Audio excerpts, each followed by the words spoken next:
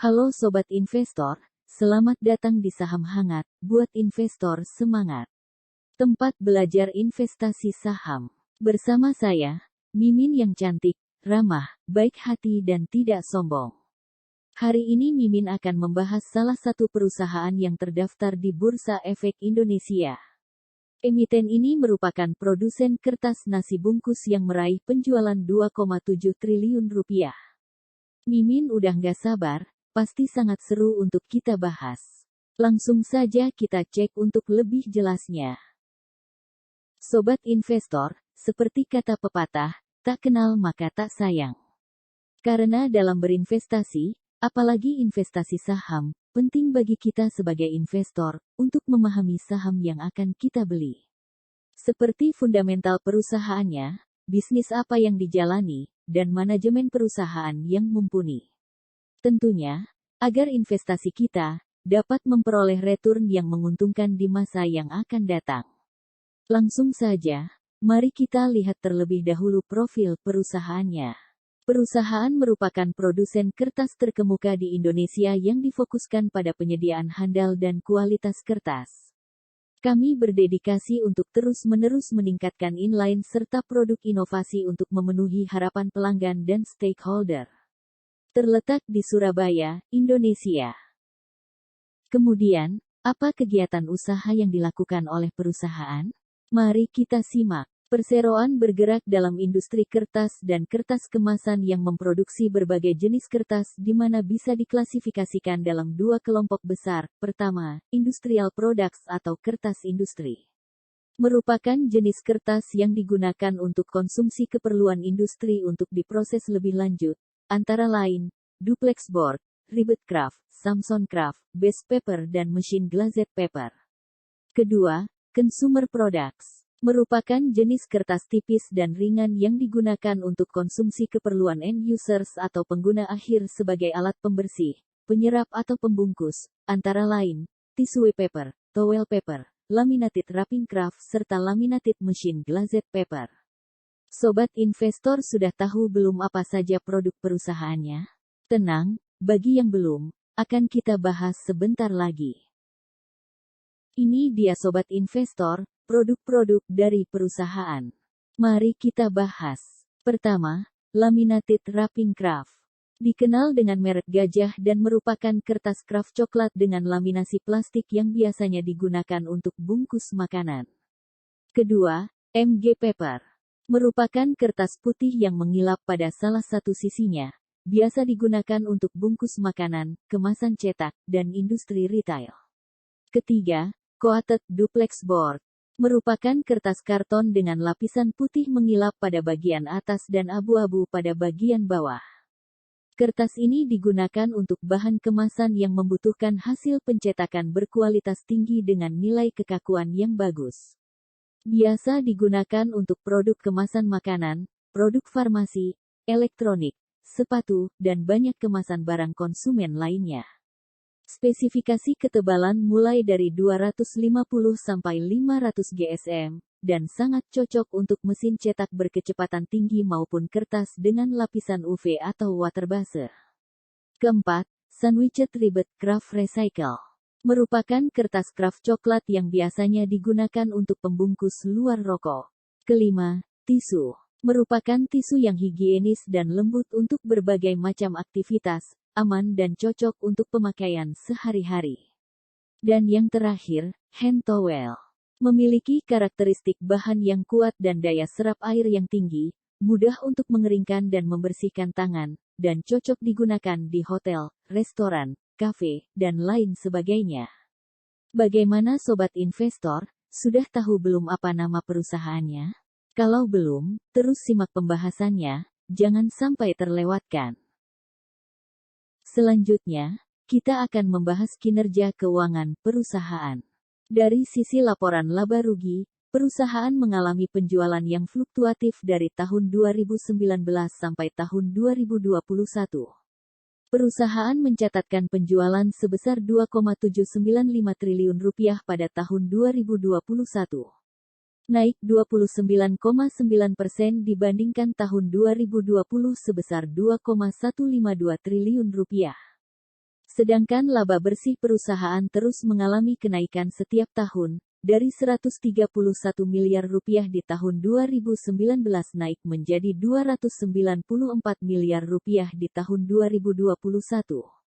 Dari sisi neraca keuangan, modal perusahaan terus mengalami kenaikan setiap tahun, dari 1,378 triliun rupiah di tahun 2019 naik menjadi 1,816 triliun rupiah di tahun 2021. Sementara itu, hutang perusahaan juga mengalami kenaikan dari 785 miliar rupiah di tahun 2020 menjadi 931 miliar rupiah di tahun 2021. Aset perusahaan juga mengalami kenaikan 18,6% sebesar 2,746 triliun rupiah di tahun 2021 dibandingkan tahun 2020 yang tercatat sebesar 2,316 triliun rupiah. Sobat investor, kira-kira tahun 2022 berapa realisasi penjualan dan labanya? Apakah bisa melampaui tahun 2021? Kemudian, kita akan membahas daftar pemegang saham perusahaan. Pertama, PT Gloria Jaya Gempita. Dengan kepemilikan saham sebesar 31,48%.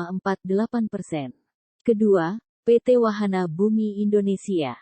Dengan kepemilikan saham sebesar 25,00%. Ketiga, Katai Ultima Investment Ltd. Dengan kepemilikan saham sebesar 18,01%. Keempat, PT Sari Bumi Indopower. Dengan kepemilikan saham sebesar 17,88%.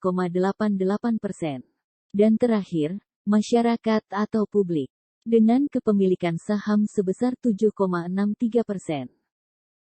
Ini dia sobat investor, pergerakan harga saham perusahaan selama tahun 2022. Ternyata, harga sahamnya sudah turun 33% lebih. Dari harga Rp650 per lembar saham di awal tahun, sekarang menjadi Rp436 per lembar saham. Update per tanggal 26 Oktober tahun 2022, kira-kira menarik tidak sobat investor di harga saham yang sekarang? Mari kita bahas dari sisi valuasi saham perusahaannya. Selanjutnya, kita akan membahas valuasi saham perusahaan. Dividen yield saham perusahaan berada di angka 3,44%. Dividen yield adalah tingkat pengembalian dalam bentuk dividen tunai kepada pemegang saham. Perusahaan yang memberikan dividen yield tinggi, harga sahamnya akan mengalami kenaikan terutama saat menjelang pengumuman dividen. Memiliki price earnings ratio yaitu 5,95 kali. Price earnings ratio adalah rasio yang digunakan untuk menilai mahal murahnya saham berdasarkan kemampuan perusahaan menghasilkan laba bersih. Price earnings ratio yang tinggi pada saham dapat diinterpretasikan sebagai saham yang mahal jika pada periode waktu mendatang perusahaan tidak mampu meraih laba bersih yang lebih tinggi. Kemudian, price book value yaitu 0,71 kali. Price book value adalah rasio yang digunakan untuk membandingkan harga saham terhadap nilai buku perusahaan. Rasio price book value yang lebih kecil dari 1 dapat mengindikasikan saham perusahaan adalah murah, karena masih lebih rendah dari nilai buku. Dan yang terakhir ada book value per share dengan nilai Rp612. BVPS adalah rasio yang menghitung nilai buku sebuah perusahaan untuk setiap lembar saham. Sebuah saham yang memiliki nilai BVPS lebih tinggi dari harga per lembar sahamnya dianggap sebagai saham undervalue. Sementara jika nilainya rendah maka dianggap overvalue. Sobat investor, apakah di harga saham yang sekarang sudah cukup murah dan menarik untuk dikoleksi? Kira-kira untuk harga sahamnya, apakah akan terus naik atau malah semakin turun?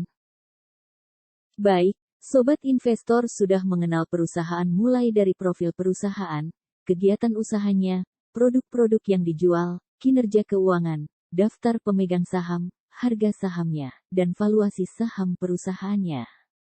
Sudah cukup mendalam, walaupun tidak sepenuhnya dibahas. Tapi sudah cukup memberikan gambaran kepada sobat investor tentang perusahaan. Selanjutnya, yang akan kita bahas adalah bagaimana strategi perusahaan di tahun 2022.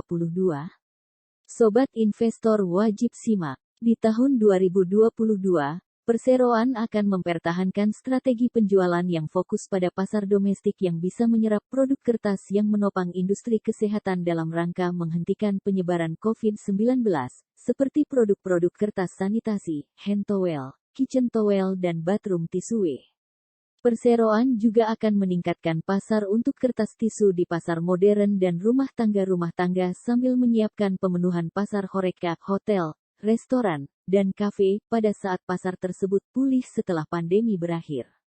Selain itu, perseroan tetap mempertahankan strategi peningkatan produksi duplex guna memenuhi kebutuhan kertas kemasan yang meningkat karena tingginya aktivitas belanja daring dan adanya upaya pengurangan penggunaan tas belanja yang berbahan plastik. Manajemen perseroan meyakini bahwa strategi-strategi tersebut akan mendukung target-target kinerja perseroan di tahun 2022. Akhirnya, kita sudah selesai Sobat Investor. Mimin ucapin terima kasih banyak buat sobat investor yang sudah menyimak pembahasan dari awal sampai akhir. Sobat investor sudah tahu belum apa nama perusahaannya? Tulis di kolom komentar ya. Kalau jawabannya salah, nanti Mimin kasih tahu. Oh iya, Mimin mau ngingetin kalau konten ini hanya bertujuan untuk pembelajaran saja sobat investor, bukan ajakan untuk membeli ataupun menjual. Karena keputusan investasi tetap berada pada masing-masing investor. Sekali lagi Mimin ucapin terima kasih. Jangan lupa subscribe ya, dan nyalakan loncengnya. Supaya Mimin yang cantik, ramah, baik hati dan tidak sombong ini, tetap semangat untuk buat kontennya. Sampai bertemu lagi. Saham hangat, buat investor semangat.